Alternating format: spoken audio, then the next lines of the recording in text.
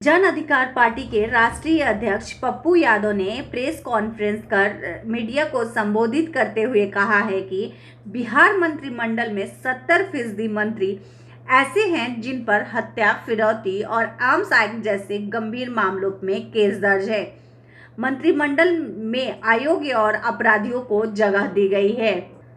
पप्पू यादव ने कहा है कि शहनवाज हुसैन जैसे प्रतिभाशाली नेता को उद्योग विभाग दिया गया है जो बिहार में ही है। वैसे लोगों को मंत्री बनाया गया है जो ठेके और गैर कानूनी कार्यों में संलिप्त है। राजनीतिक दल में करोड़ों रुपए लेकर माफियाओं और अपराधियों को भी टिकट दिया जा रहा है। बिहार में हर रोज हत्या जैसी घटनाएं बढ़ रही है जो इसी का नतीजा है। व्यापारी वर्ग भी खुद को सुरक्षित नहीं महसूस कर रहे हैं। सभी मंत्रियों की संपत्ति की जांच की मांग करते हुए पप्पू यादव ने कहा कि मंत्रिमंडल में शामिल सभी मंत्रियों की संपत्ति जांच निष्पक्ष और पारदर्शी तरीके से होनी चाहिए। इस मंत्रिमंडल में समाज के कई वर्गों का सम्मान नहीं हुआ। इंडिगो के स्टेशन मैनेजर रुपेश की हत्या के आरोपित ऋतुराज का जिक्र करते हुए जाप अध्यक्ष ने कहा कि मैंने भी अब मान लिया है कि ऋतुराज ने ही हत्या की है, लेकिन यह हत्या रोडरेज के मामले में नहीं हुई है। इसके पीछे बहुत बड़ा राज है। इसमें कई नेता और पदाधिकारी शामिल है। ये राज खुले ना, इसलिए रुपेश की हत्या करवाई गई है। इस पूरे मामले की सीबीआई जांच इसलिए जरूरी है ताकि हत्या के सही कारणों का पता चल सके। सीबीआई के अलावा कोई निष्पक्ष जांच नहीं कर सकता।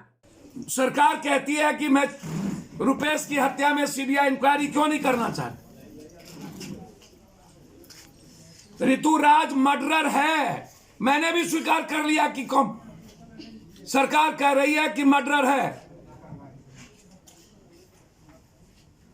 फॉरेंसिक रिपोर्ट क्या हुआ, गोली किस पिस्टल से चली,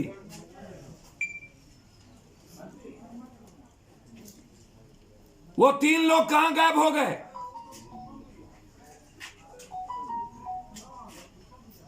आप एसपीडी ट्रायल करके ऋतुराज को अविलंब 3 महीने के अंदर आप फांसी दिला दे। मेरा मांग है कि 3 महीने के अंदर आप फांसी दिलाएं।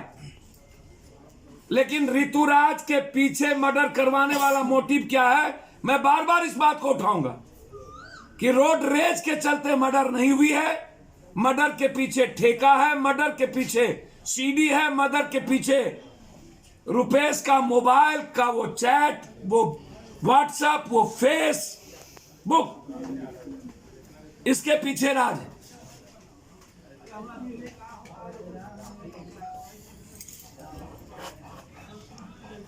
और जब ऋतुराज पकड़ा गया, आपने मान लिया कि यह मर्डरर है।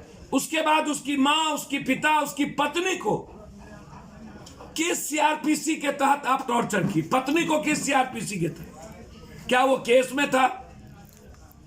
क्या लॉ उसकी इजाजत देता है? क्या आप 48 घंटे किसी को थाना में रख सकते हैं बिना कोर्ट के आदेश के? इसीलिए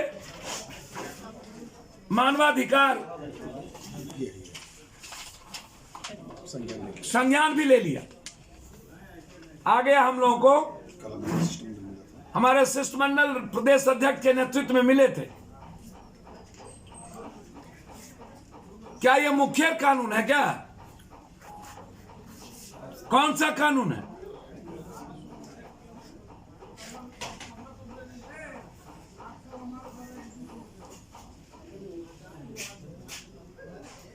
मैं मान लिया सीनियर एसपी की बातों को कि ऋतुराज ने शूटर है। हो सकता है ऋतुराज शूटर, लेकिन यह कैसे संभव है कि बिना नाम के शूट हो गया? पहली बार हथियार पकड़ा, उसके पहले कह रहे हैं आपकी केस हुआ था रक्सौल में इन पे।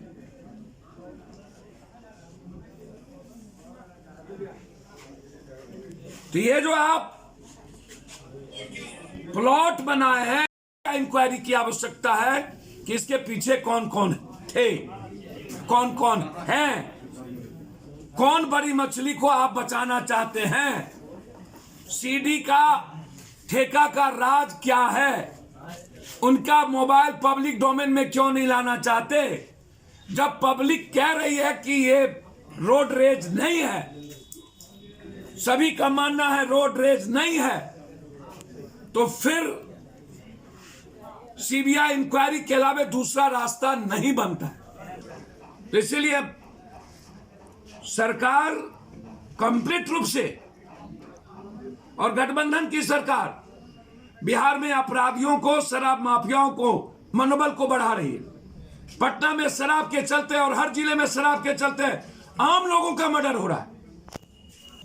मैं आग्रह करूंगा आप ब्लॉक और पंचायत में शराब को रोक दें, लेकिन बड़े शहरों में शराब के होटल और बड़े जगहों पर आप इस बिहार को बचाने के लिए इकोनॉमी के साथ लगातार हो रहे शराब के कारण मर्डर और कॉमन मैन का मर्डर और 8,000 करोड़ की बड़ी इकोनॉमी का क्षति, यह मेरा डिमांड है नीतीश कुमार जी से कि जिद और अहंकार को छोड़िए और बिहार की इकोनॉमी के लिए और बिहार की जिंदगी को बचाने के लिए शराब को आप नए सिरे से रिव्यू करिए। आपके निर्णय कॉमन आदमी तक शराब नहीं पहुंचे जिससे कि घरेलू वायलेंस हो, इसके लिए आप उस पर शराब पर टैक्स को बढ़ा दीजिए बहुत ज्यादा, जो आम आदमी नहीं पी सके। तो शराब के चलते सबसे ज्यादा मर्डर, उसके बाद जमीन, उसके बाद बालू। रुपेश की हत्या की सीबीआई इंक्वायरी हो, मैं इस बात पर बिल्कुल कायम हूं। शराब का रिव्यू हो। शराब के चलते लगातार बिहार में मर्डर की संख्या बढ़ती जा रही है और अपराधी माफियाओं के खिलाफ एसपीडी ट्रायल किया जाए 3 से 6 महीने के अंदर। जो हिस्ट्री सीटर क्रिमिनल है, ऐसे हिस्ट्री सीटर क्रिमिनल को एसपीडी ट्रायल करके उसे आजीवन कारावास या फांसी की सजा दिलवाने में सरकार आ गया। अब आप कहना शराबबंदी, एक सबसे ज्यादा हत्या, दूसरा इकोनॉमी का सबसे ज्यादा हरास और तीसरा पुलिस और माफिया का पैरेलल इकोनॉमी बढ़ रही है और पुलिस का ध्यान शराब बेचवाने में ज्यादा है बनस्पत क्राइम कंट्रोल।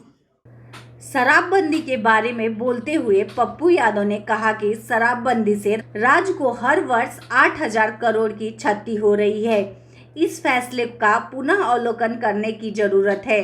पुलिस का ध्यान अपराधियों को पकड़ने में कम और शराब बेचवाने में ज्यादा है। कटिहार डीएम का जिक्र करते हुए पप्पू यादव ने कहा कि कटिहार डीएम ने सैकड़ों लाइसेंस बांटे और अब जब उन पर सवाल उठने लगे हैं तो लाइसेंस कैंसिल किया जा रहा है। एक लाइसेंस के लिए 4 से 5 लाख रुपए लिए गए हैं और आपराधिक प्रवृत्ति के लोगों को दिए गए।